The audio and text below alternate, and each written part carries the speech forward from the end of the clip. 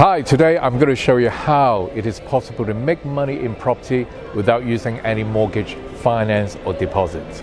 So if you are looking to invest in property or you have been investing in property for a while and you can't get finance, and this is the current problem in Malaysia. So if your debt credit ratio is too high, in other words, you've borrowed too much already, having too many loans on cars or other properties, then the bank is just going to refuse your credit. Or perhaps the bank would do a check on you and maybe some time ago you've actually missed a credit card payment, or maybe you've got some bad credit history, then the bank is just going to refuse your credit.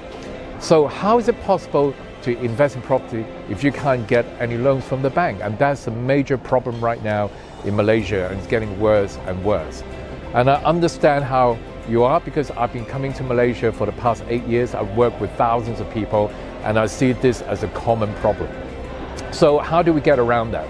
So before I go on to that, let me tell you a little bit about myself. My name is Vincent Wong. I'm currently in London because this is where my home is, but I travel a lot to Malaysia and other countries teaching people how to invest in property. In fact, I've been investing in property in Malaysia for the past 8 years. I've seen many changes in the market, especially in the past few years. There are a lot of changes in the real property gains tax and the stamp duty, and things are changing all the time. Currently, I'm the CEO of this company called Well Dragons Group PLC, a listed company in Austria. While we're in Britain, I invest in property all around the world. And I've also authored this book called Property Entrepreneur, which teaches people how to invest in property without using any mortgage finance. So now I'm going to show you 3 things that you can do that will allow you to continue investing in property. Number 1 is to know that property investing is not about ownership. Why? Because if you have a mortgage and you don't pay the bank and you miss the mortgage payment, or maybe you just stop paying the mortgage, the bank is going to take the property away from you. So in other words, you actually don't own that property. So what does that mean? Property is about control. So if you learn how to control assets without using any money, then you don't need the bank at all. And number 2, learn how to flip deals in a way that is tax efficient. Because right now, if you buy property cheap and you flip it on to make money, and what happens is the bank will actually charge you up to 30% on real property gains tax, and you don't want to pay tax, right? So you want an efficient way to flip a deal that actually does not involve you having the initial ownership. Again, it's all about controls. That's the second thing. And the third thing is probably the most powerful strategy I can show you is called lease options. Maybe you've actually read in a book or in a newspaper about how you can control assets for the next 25 years. So what's lease options about? So in a lease option situation, you're taking over the seller's mortgage payment.